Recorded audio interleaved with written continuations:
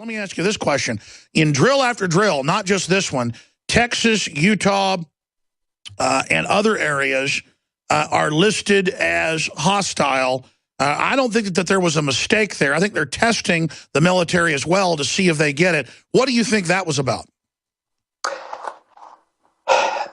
You know, I was surprised they didn't include Idaho as one of those states. There's probably just as many, if not more, dissidents from our movement in Idaho. Utah's kind of interesting because right now the Mormon base there is basically, at least the leadership of the church there is kind of placating the government, going along with government, making sure that you don't say anything negative about government. That said, there's a tremendous amount of Mormons who are constitutional conservatives that are the dissidents. So it probably isn't the state like Idaho.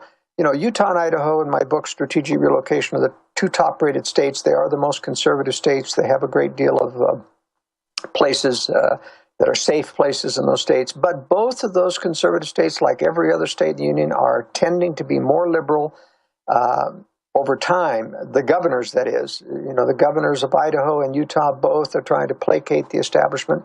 The legislators, however, in those two states are very conservative, and they keep putting tremendous resistance on that. And I was about to add, I know for a fact that the new governor of Texas has met with some top people and is aware of the conspiracy. And you know they're NSA wiretapping the leadership in Utah and know that the whole cosmology recognizes a globalist takeover 100+ years ago. So I think that's why the system doesn't like it from the get-go, is because it fundamentally doesn't recognize the globalist takeover. That's right. And there is inherent resistance in those two states especially. It's unlike Indiana. I never saw a state fold so fast to tremendous, the wave of pressure against their religious freedom law. And, you know, they've turned around, tail between their legs, and passing an anti-discrimination, which is a violation of people's fundamental rights. If you don't have the right to choose with whom you will associate, even on your property and your business property, then you've lost a tremendous fundamental right. And not a single person, Alex, came forward to defend the principle of discrimination. We have a gutless people, especially conservatives, who really don't understand what they need to be defending. Sure, because, I mean, if you discriminate against somebody on the basis of, say, they're a felon, or you discriminate against a restaurant because the food is rotten, I mean, they're taking that word to the trillionth degree where you have no free will. If you have no discrimination powers, then you have no direction. I mean, again, they manipulate words to just incredible degrees where people basically, I mean, it's like saying you don't like a dead dog in the street because it stinks. Your olfactory nerve is racist against carrion. Well, you know, there's a real misunderstanding among people about discrimination. Really, it is a fundamental right, like free speech. We may not like what a person uses as free speech on his own property, but he's absolutely free to say anything he wants on his own property. It's the same thing with your right to choice. They don't want us to have discriminating powers because they eventually intend to pigeonhole us into accepting things that we would not accept, such as gay relationships, which this was incredible. I mean, it wasn't just a few years ago when it was barely uttered that we have to tolerate gays, and now it is protecting and defending gays almost as if they have super rights. And promoting it to 5-year-olds. Without discussing any of the health issues with the gays lifestyle, which are horrendous for them and which are contagious, and the problems involved with it. There's a tremendous protection.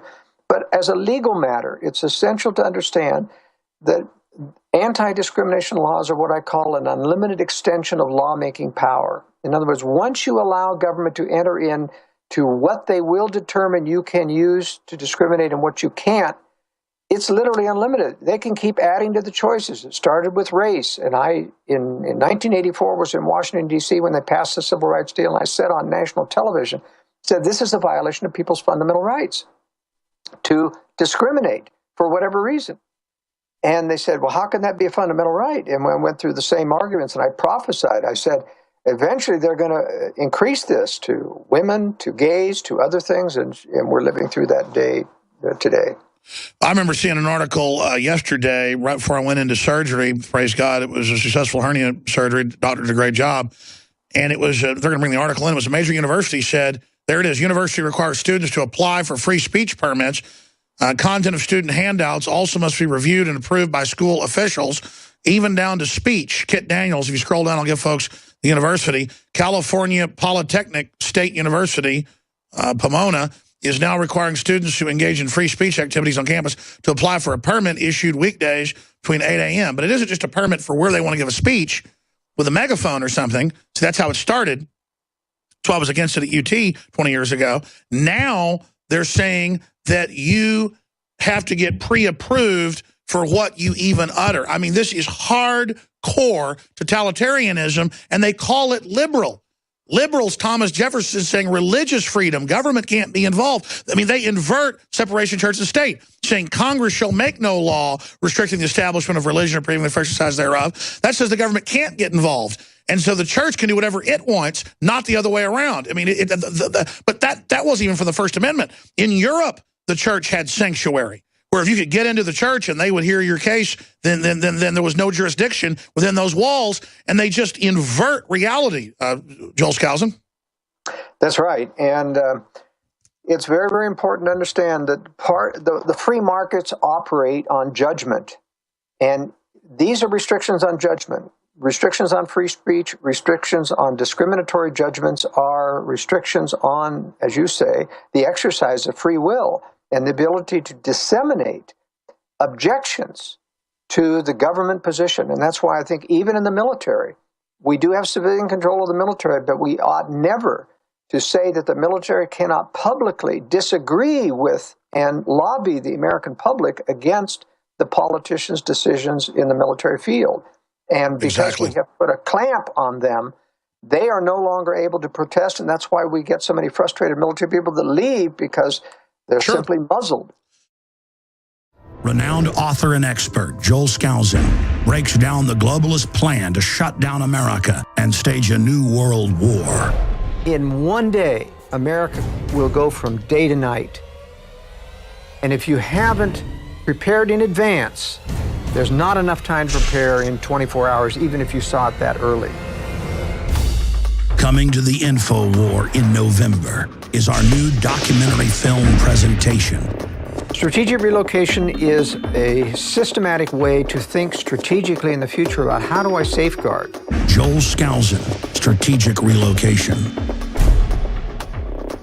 The freeways are going to be crowded, they're going to run out of gasoline, they're going to run out of food, and then they're going to start to go north and south of those freeways. Joel Skousen is renowned as one of the world's foremost experts in strategic relocation and the securing of your home. We talk about natural disasters, the health environment, we talk about pollution, the water quality. My personal experience about being in every one of these states. Government is digging in for the organized, incremental collapse of society and world war. The U.S. isn't building huge underground bases and bunkers because of some terrorist threat.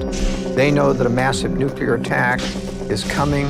They want that attack to come. Most people won't even be ready and won't be able to get out of town when any of these nuclear weapons fall, because there'll be absolute panic. There is no preparedness without strategy.